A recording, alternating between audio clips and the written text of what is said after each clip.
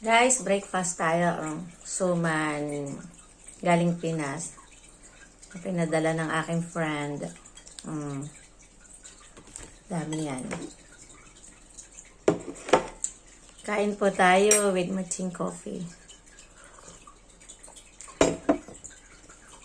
Kumain pa sila. Ang sarap, guys. Pangkape talaga. Kumain pa sila ng Jollibee. Sino? Yummy. Thanks for watching.